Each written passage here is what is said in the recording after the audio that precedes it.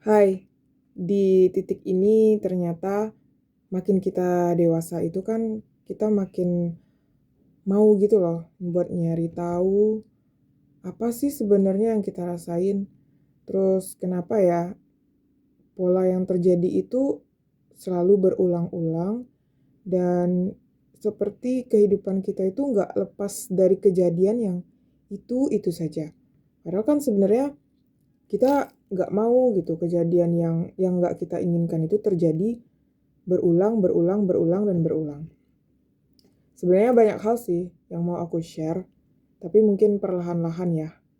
Dan ini tuh sebagai refleksi juga sih bagi aku dan berbagi apa yang aku tahu mungkin bermanfaat untuk teman-teman. Aku baru baca suatu artikel di Substack, itu judulnya Why We Crave the People Who Don't Choose Us. Mungkin teman-teman yang dengar pernah pernah pastikan merasakan kayak kenapa ya kita tuh kayak tergila-gila banget pada seseorang yang sebenarnya tuh nggak memilih kita atau mungkin nggak memprioritaskan kita gitu. Misalnya nih kayak perasaan suka sama seseorang gitu kan. Kayak kita tuh pokoknya intinya kita tergila-gila banget deh gitu kan. Padahal kita nggak tahu siapa dia. Atau mungkin informasi tentang dia tuh hanya sekilas dan yang kita bayangkan tuh pasti yang baik-baik aja kan. Nah, terus di sini artikelnya pakai bahasa Inggris sih.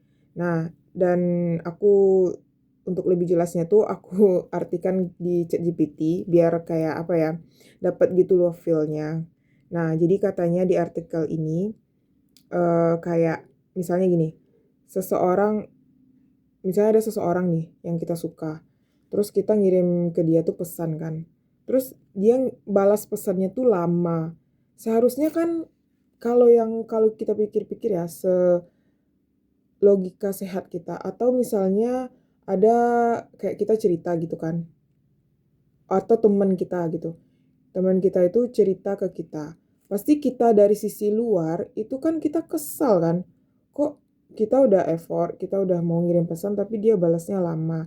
Tapi jika kejadian itu terjadi pada kita, malahan kita tuh kenapa ya kayak seolah-olah kayak menjadi korban gitu loh. Loh kok dia nggak balas sih? Dan perasaan yang seharusnya kita kesal sama orang yang balas pesan lama itu, tapi kita nggak punya rasa kesal itu, malahan kita kayak ya mendamba-dambakan kapan ya dia balas gitu kan. Kapan ya aku udah nunggu lama. Padahal kan sebenarnya kita tahu itu pertanda apa gitu. Terus juga kayak orang yang memberi perhatian yang sedikit gitu. Dia kasih perhatian tapi ya tipis-tipis aja gitu. Dan itu membuat kita juga semakin kayak tergila-gila pasti kan. Nah terus dan dia tuh juga menunjukkan kasih sayang tapi samar-samar juga gitu. Terus dan dia tuh nggak pernah benar-benar hadir. Ya intinya tipis-tipis aja, dia memperlihatkan tapi tipis-tipis aja. Dan itu kalau perasaan kita suka sama orang itu berarti kan kita langsung kayak jadi gimana ya, tergila-gila mungkin ya, dalam bahasa ya dalam tanda kutip gitu. Nah terus kita juga sering mengira bahwa kecocokan itu adalah kalau kita misalnya suka sama seseorang itu atau kita merasa cocok dengan orang tersebut itu ketika kita merasakan rasa menunggu dan merindukan ketidakpastian. Nah, itulah yang membuat kita menjadi tergila-gila pada seseorang. Nah, dia siklusnya seperti ini. Kita menginginkan, kemudian kita mengejar, kemudian akhirnya pas kita ngejar ya direspon sih gitu kan, tapi diresponnya sedikit aja gitu. Dan karena respon dia yang sedikit itu membuat kita berharap dan lama-kelamaan kita kecewa karena harapan kita sendiri. Dan akhirnya karena kita kecewa dah kita hancur, kemudian ujung-ujungnya kita menginginkan lagi. Dan itu kita lakukan terus-menerus gitu. Mungkin kita mengalami fase yang seperti itu saja terus-terusan, tapi mungkin berganti dengan hal lain atau berganti dengan orang lain.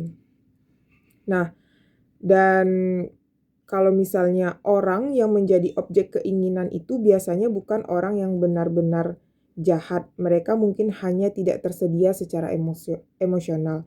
Jadi orang yang kita suka itu sebenarnya bukannya dia jahat sama kita, tapi memang dia tuh nggak tertarik gitu, nggak tertarik sama kita. Jadi kalau mereka nggak tertarik sama kita, ya sebenarnya kita harus sadar diri aja gitu, bukan kita harus melanjutkan siklus kecewa, hancur, dan menginginkan lagi gitu.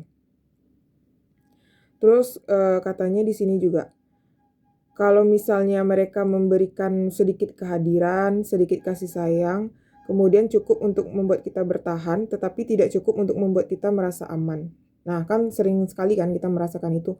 Tahu nggak sih sebenarnya ketika mereka merespon kita, tapi dengan hanya kata kutip sedikit, itu tuh kan membuat kita menjadi merasa anxiety, takut, curiga, atau sebenarnya rasa takut, curiga itu menimbulkan rasa ketidakamanan pada diri kita. Dan kita harus sadari, kata-kata sedikit, sedikit kehadiran, sedikit kasih sayang, itu sebenarnya hanya berupa basa-basi dia saja mungkin, atau dia hanya menghormati kita. Jadi kita terlalu berekspektasi terlalu jauh gitu kan, berekspektasi terlalu jauh. Dan kalau misalnya kita tidak merasakan hal yang, kita pasti bisa kan merasakan perasaan kita, oh ini nggak sedikit gitu, ini lebih dari itu, dan dia membuat perasaan kita secure, aman gitu kan, dan kita nggak membuat dan dia nggak membuat kita overthinking dan memikirkan hal-hal buruk. Nah, jika itu semua terjadi pada diri kita, maka seharusnya untuk memutus pola yang kita rasa hanya membuat kita kecewa, sedih, dan berharap lagi, ya kita sendiri yang memutuskan karena kita udah merasakan. Nah, tapi kebanyakan dari kita kan denial ya, nggak mau. Kita masih mikir, oh ini masih ada harapan atau gimana. Padahal sebenarnya di otak kita itu kita hanya mengulang pola yang sama untuk kesedihan dan penolakan terus-menerus gitu. Nah, kemudian dan kita juga sering kan, pasti kita punya pattern gitu ya, atau misalnya kayak mungkin yang sering kita baca, atau yang sering kita nonton, atau yang sering kita dengar, itu kalimat seperti ini. Kalau aku ingin dicintai, aku harus memperjuangkan. Pasti banyak banget kan dari kita yang berpikir seperti itu. Kalau mau dicintai itu kita harus berjuang mendapatkannya. Dan kita harus membuktikan gitu. Padahal sebenarnya ya, yang aku dapat dari cerita banyak orang dan dari maksudnya dari banyak buku yang aku baca, sebenarnya cinta itu bukan perjuangan, tapi saling memberikan memberikan keamanan aja gitu. Misalnya nih, kayak kita berjuang. Aku pernah dengar cerita dari seorang teman ya. Dia bilang gini, pasangannya bilang, buktikan, buktikan gitu. Terus dia udah buktikan nih, udah effort banget kan. Misalnya kayak buktikannya itu kayak jemput setiap hari, atau ngabarin, atau bahkan yang paling parah itu kayak membuktikan kayak ngasih banner di depan umum kalau dia tuh sayang bla bla bla. Itu kan kayak cringe banget gak sih gitu kan. Tapi dia itu lakukan gitu untuk menunjukkan pembuktian. Tapi ternyata apa yang dia dapat? Malahan yang dia dapat dari ceweknya itu kecewa, dan apa untungnya dari pembuktian itu gitu? Nggak ada kan? Akhirnya karena kita sering merasakan cinta itu adalah perjuangan dan kita telah berjuang, tetapi yang kita perjuangkan itu tidak kita dapatkan, itu menyebabkan kita berpikir bahwa ya perasaan cinta itu memang perasaan yang tidak aman gitu. Terus kalau misalnya nanti ada orang lain yang datang memberikan kebaikan, kita malah merasakan curiga. Terus kita merasakan perasaan yang tidak pantas diterima gitu. Terus perasaan cinta itu terasa asing bagi kita. Karena yang kita putar itu adalah selalu pola-pola yang mengecewakan. Jadi dalam otak kita itu kita berpikir cinta itu adalah mengecewakan, perjuangan, berat, dan segala macam, itu yang baru namanya cinta gitu. Tapi ketika kita mendapatkan hal yang 180 derajat beda dari itu, otak kita langsung berpikir, oh kita kayak merasakan hal-hal yang ini nggak pantas loh kita dapetin gitu. Yang pantas kita dapetin tuh perjuangan gitu, padahal enggak kan. Jadi karena ya kembali lagi, ternyata semua itu adalah karena kita mempertahankan pola lama yang sebenarnya itu nggak baik untuk diri kita gitu. Dan penulis juga bilang di sini, kemudian artikel ini juga membahas tentang gini ya, bagaimana jika mengejar seseorang yang tidak memilih kita, bukan hanya tentang ingin dicintai, tetapi juga tentang menghukum diri sendiri. Hmm, aku ketampar banget sih sama kalimat ini. Soalnya aku banyak sih mengalami kejadian kayak mengejar. Ternyata mengejar itu ibaratnya gini loh, kalau kita mengejar itu seharusnya kan sebenarnya sebaiknya gitu. Orang itu juga memberikan effort yang sama. Tapi kan banyak dari kita hanya mengejar, tapi effortnya nggak sama gitu loh.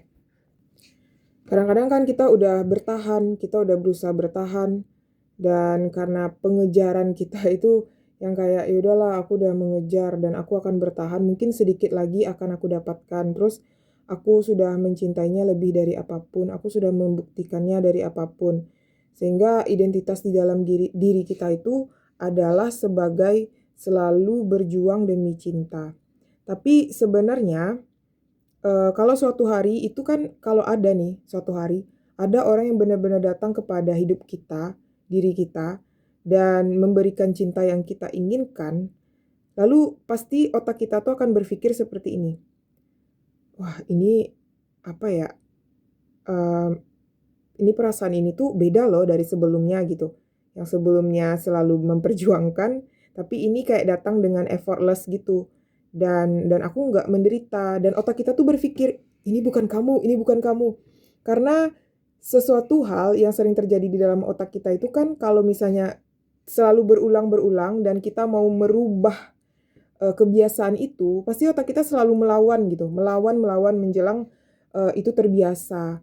Nah, makanya ketika kalau kita berhenti mengejar orang-orang yang tidak memilih kita mungkin itu berhadapan dengan pertanyaan yang sebenarnya jauh lebih sulit. Dan pertanyaan itu akan muncul di dalam diri kita. Jadi ini pelajaran loh buat kita. Ketika kita mengejar orang dan orang itu nggak memberikan effort yang sama, jadi kita harus bertanya loh pada diri kita. Jangan kita biarkan itu terjadi terus-terusan, karena kan kita bosan, enek kan sebenarnya sekali ngejar orang kayak gitu lagi, 2 kali kayak gitu lagi, 3 kali kayak gitu lagi, dan itu tuh membuat kita bertahan dengan hal itu. Tapi sebenarnya dalam hati kita nggak mau kan. Nah jadi, munculkanlah pertanyaan ini di dalam dirimu ketika kamu merasakan ada sesuatu yang tidak beres, tentang suatu kejadian yang sedang kamu alami. Nah, pertanyaannya adalah apa yang sebenarnya yang kita inginkan dari cinta? Dan apakah kita benar-benar percaya bahwa kita pantas mendapatkannya? Jadi, ketika kita itu merasa pantas mendapatkannya, kita tuh nggak kayak ngemis-ngemis kan, kita tuh nggak kayak ngejar-ngejar kan. Dan kalau misalnya kita pantas, seharusnya orang yang kita sukai itu, dia juga akan memberikan feedback yang sama dengan yang kita berikan gitu. Nah, itulah yang namanya kita merasa pantas gitu kan. Ya sama kayak kita melamar kerja nih, terus kita ditolak.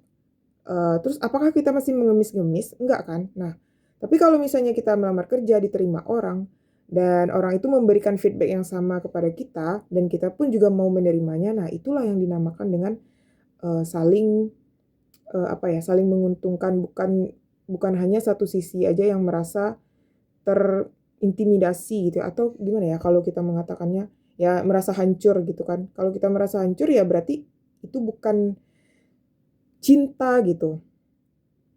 Terus, jadi kalau misalnya gini, ada pertanyaan, apa yang akan kamu lakukan dengan cinta kalau cinta itu benar-benar tinggal dan tidak pergi? Jadi gini loh, misalnya gini, ya kayak tadi lah, ini dalam banget sih pertanyaannya. Aku ulang lagi ya, apa yang kamu lakukan dengan cinta kalau cinta itu benar-benar tinggal dan tidak pergi? Misalnya gini, kan kayak kita ngejar-ngejar orang gitu kan. Terus padahal nih awalnya kita udah tahu kan, dia tuh hanya memberikan sedikit kehadiran, sedikit kasih sayang, sedikit-sedikit lah intinya. Dan terus itu membuat kita selalu cemas, ketakutan, dan overthinking apakah dia bakal setia, bla bla bla. Tapi sebenarnya kita kayak masih pengen ngejar gitu. Nah, dengan perasaan kita yang tidak aman itu, coba deh kita berpikir, apakah jika dia kita dapatkan dengan utuh atau akhirnya suatu saat kalian bersatu, apakah kamu akan merasakan kebahagiaan yang utuh gitu? Apakah kamu akan benar-benar bahagia dengan mendapatkan dia? Sedangkan sikap dia saat kamu menginginkan dia seperti itu. Yang kamu rasakan hanya ketidakamanan. Tapi kalau misalnya kebalikannya, ketika feedbacknya baik dan dia juga baik dan kamu merasakan hal yang sama, mungkin kamu bisa mempertimbangkan, oh ini bakal baik loh ke depannya gitu kan. Tapi kalau misalnya sebaliknya, coba deh berpikir matang-matang. Apakah kamu sebenarnya masih menginginkan dia atau masih benar-benar ingin mendapatkan dia? Atau hanya kayak eh, stimulus di otak aja gitu. Aku harus dapatkan dia atau aku harus sama dia. Padahal sebenarnya itu tuh nggak pantas buat kamu gitu. Jadi kita harus menyadari gitu ya. Jadi kita harus berpikir, jangan kita mengikuti apa kata pikiran dan keinginan kita saja. Kalau misalnya kita udah merasa sakit, kita harus lebih dalam lagi bercerita dengan hati dan pikiran kita gitu. Karena hati kita tuh nggak pernah bohong loh. Jadi apapun yang hati kita rasakan, maka dengarkan dan beri dia pertanyaan. Apakah ini pantas untuk aku gitu? Apakah emang ini yang aku inginkan gitu? Jadi dalam artikel ini juga penulis itu mengajarkan kita bahwa cinta itu bukan sekedar tentang mengapa kita mengejar orang yang tidak memilih kita, tetapi tentang mengapa cinta yang aman dan benar-benar hadir terkadang justru terasa lebih menakutkan daripada cinta yang harus kita perjuangkan. Nah, dan itulah yang sering kita alami. Coba deh teman-teman pikirkan lagi. Jadi cinta itu adalah rasa aman ya, rasa aman, rasa dipilih kembali, kemudian rasa yang benar-benar membuat kalian tuh happy gitu loh. Itulah yang dinamakan cinta. Tapi kalau misalnya isinya hanya menangis, kesedihan, overthinking, kenapa dia nggak balas, kenapa ini, kenapa itu. Nah, itu kalian coba berpikir lagi. Bukan itulah yang dinamakan cinta. Dan bukan itulah yang dinamakan dengan yang kalian inginkan. Dan bukan itulah yang namanya istilahnya gayung bersambut gitu. Dan kalian tuh, karena zaman udah makin canggih saat ini ya, jadi banyak sekali loh ilmu yang bisa kita pelajari untuk memperbaiki pola pikir kita gitu. Jadi daripada kita buang-buang energi, buang-buang air mata kita untuk orang yang nggak pernah menginginkan kita, lebih baik kita memperdalam atau mencoba untuk berteman atau mempelajari apa yang sebenarnya hati kita mau gitu.